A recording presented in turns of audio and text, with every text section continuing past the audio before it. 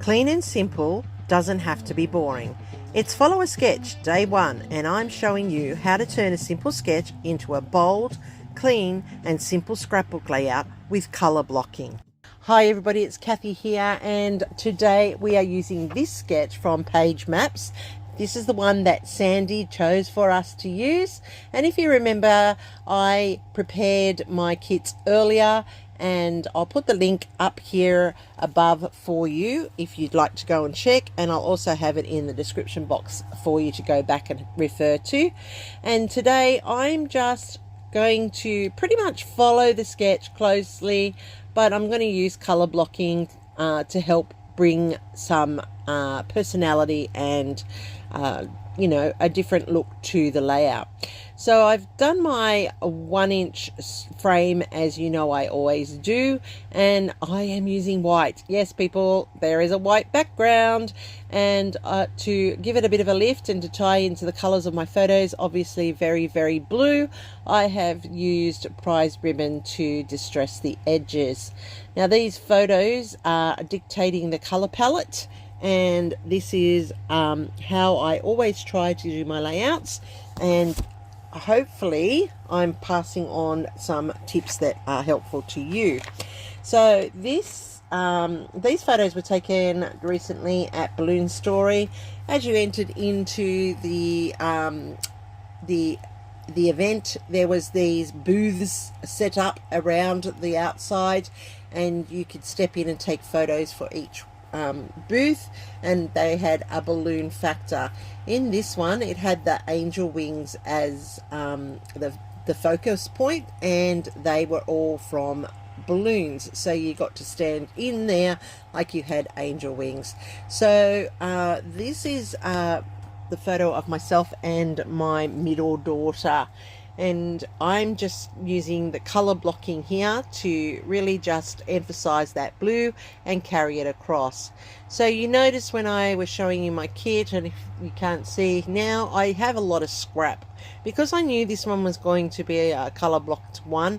I went through my scrap pile when I was forming my kit and just grabbed pieces that I thought would marry nicely into the layout. Now I've gone with this teal-y turquoisey color because it's picking up the effect of my shirt, and that's bringing that little bit of extra color into the layout. I also have this scrap of Vicky Bouton here, which I'm just going to put in as one of my strips as well. Now my strips are 2 1/4 by 6 in length. So if you're looking what it is, it's 2 1/4 by 6. So if you're going to cut them to match. Then I have 2 more that go to the bottom, and they're also 2 1/4, but they work out at about 4, 2 1/4 by 4. So I've just used my edge puncher, that is a notebook, to use there, and I actually had this tag that was a leftover from another layout, so I'm using that in that bottom part where in the sketch they had the tag. Now I have a strip here which I've trimmed down to 1 inch in width, and I've cut a fishtail banner into it. Now the sketch's fishtail banner actually goes a little bit longer than the panels, and so I will cut and stretch mine as we progress throughout. Obviously my photos are bigger than the sketch. The sketch wanted like 2.5. I am never going to use 2.5 photos. That's just not possible, just not even showing what the photos are. And you know, like, I like to see my photos. I like to see them on the page. I don't particularly get the tiny photos on a page, but that's just me personally. I would rather that people could see and view the story in well, at least somewhat decent size. So mine are 3 1/2 by 5 in size. So that's why my panels are a little bit bigger, because I am using a little bit bigger photos. So I'm just inking the edges here to define them a little bit more, and I'm using a black ink. I don't want it to be distressed, I just want it to be inked around the edge so that it pops off that white. Now I'm going to start building my layout. Now I have not put it all the way down, and there is a reason why I haven't done that. That's because we're going to be putting in some thread very soon to tie in, just like the sketch calls for. So just layering this so it fits the page properly, because my photos are bigger. I could have probably trimmed the edges off a little bit, but I didn't want to. I wanted to keep them pretty whole as they are. Now I'm going to tie in white yarn here. You can see I'm just working on it. It's it's white jute, so it's a bit thicker, and I'm just going to wrap it around a couple of times and then tie it off, and then I will loop it over so that it does give that tie in the middle and stretch out those three. And I like how that's looking. It's just that little bit of extra, a little bit of texture onto the layout. That's how I've changed just a plain simple color block and just added that little bit of extra fiber to give it a little bit more of a detailed look to the layout. Now my fairy is going to sit there, so I know I can split it, because if I split it, there is that gap that you can see there, but that's not going to be an issue as I continue working the layout, because that will get covered up through the embellishments. Now remember, you can always stretch your papers this way. It's a very easy way to stretch it. Don't be afraid to do it. You can stretch your papers to suit your needs and cover them up through photos and embellishments, and nobody knows except you and whoever you tell. So I'm just putting in my tag here. This one, surprise, surprise, I actually am going to leave bare. And that's because I've already got the string at the top. And I'm not worried that it is bare at the bottom for this one. So I'm going to lay down my photos to get those into place. And pretty much you would think this layout has come together very easily, wouldn't you? Well, I have to tell you that off screen, this layout took me forever. I don't know what was going on when I was making this layout, but it just was taking forever. Like, this comes down to a 13-minute video. When I made this took me nearly 3 hours, people. Like, I cannot even tell you why it was taking that long, but I just couldn't settle to it. I just really struggled with it, and it was crazy. So yeah, don't think that just because it looks great on screen and it comes together really easily here, that it comes together. Yeah, I struggled. I backed and forward, guessed, second guessed, triple guessed myself. Really, really hard. Yeah, that's what Clean and Simple does to me. It's supposed to be easy, but no, I struggle big time. So I've just tied off that bow now that the fairy with the moon there is in place.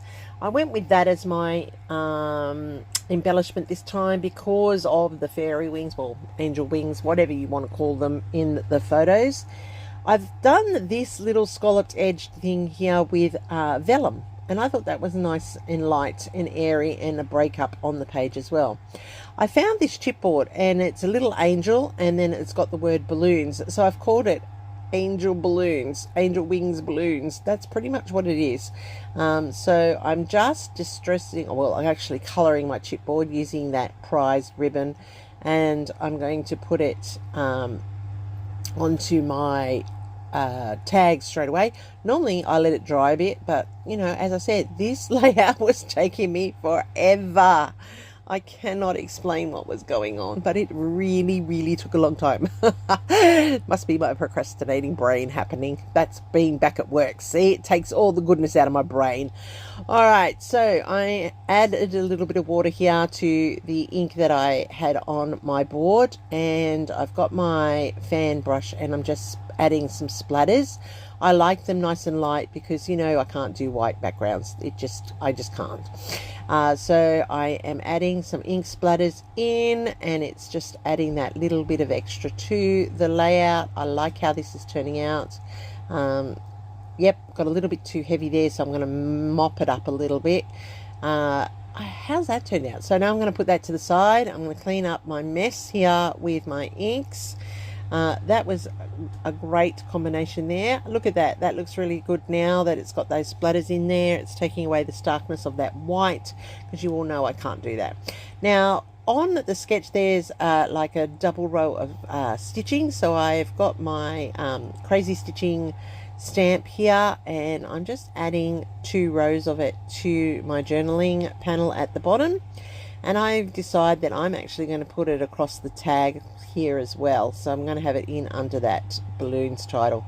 So that's pretty much it.